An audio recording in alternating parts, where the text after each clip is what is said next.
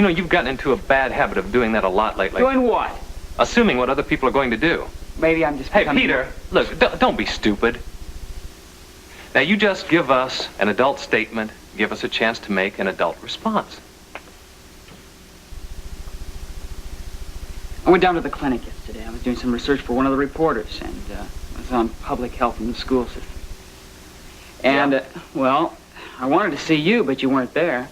Anyway, I was working along, and I heard a familiar voice talking to Dr. Phillips. It was Vaughn Sumner. Now, fortunately, he didn't see me. Come to find out, he's been going down to the clinic because he's got a little problem that he wants to keep quiet. I found out because I saw his chart. Please say you didn't do that. Don't try to get me to apologize. That's what Dr. Phillips wants me to do. Peter, don't you understand what you did? Don't you understand what Sumner did?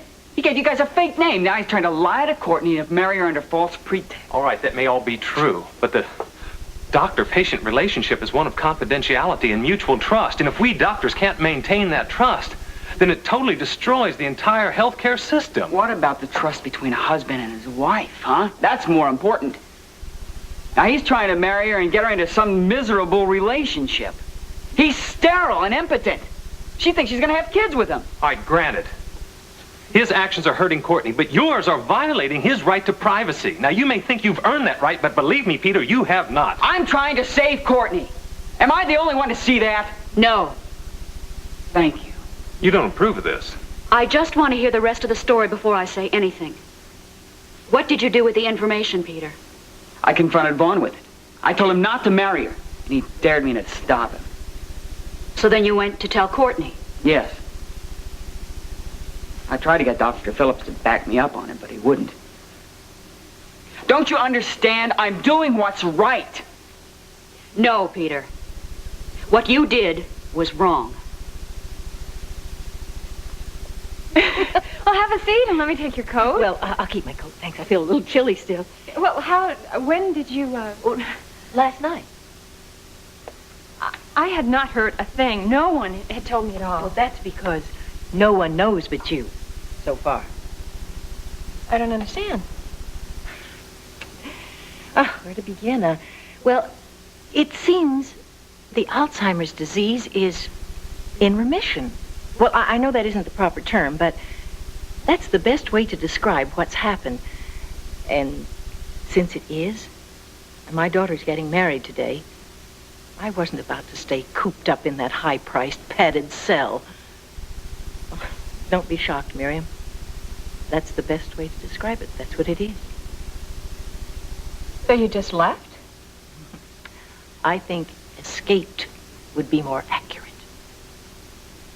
Oh, really? Oh, Miriam. I'm all right. Well, except for a few moments of disorientation. Look at me. I've done more in the past 12 hours than I have in the past 3 years.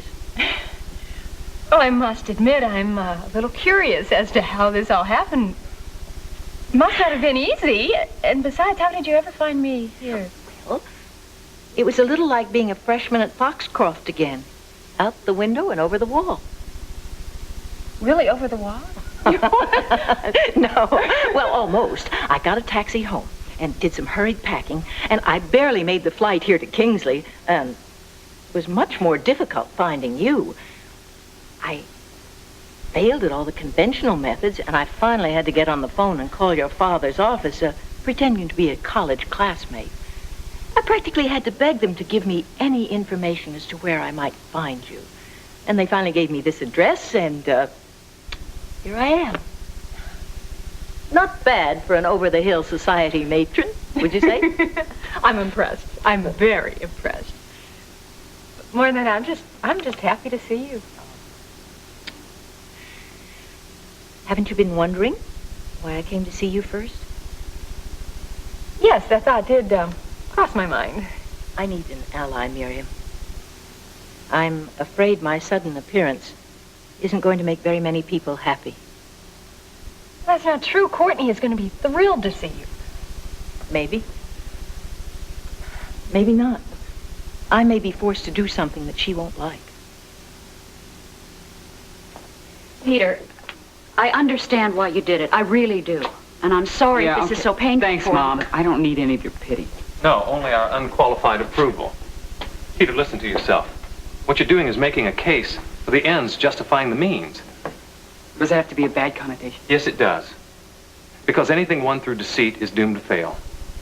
Oh, I kind of find this hard to take here. This is the same guy who lied to my Aunt Nancy about dropping this lawsuit. That was different. How?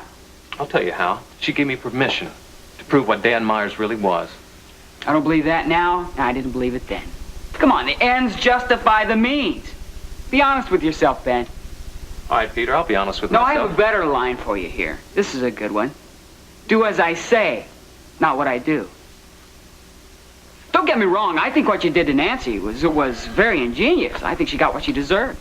I just want Von Sumner to get what he deserves. And I can't do that without Dr. Phillips. That's why I need you. No. Why not? It's nothing different than what you did to Nancy. Well, maybe I was wrong, but I'm not about to make the same mistake a second time, Peter. This is real cute. Very convenient, yeah. Now that you have what you want, you can admit you're wrong.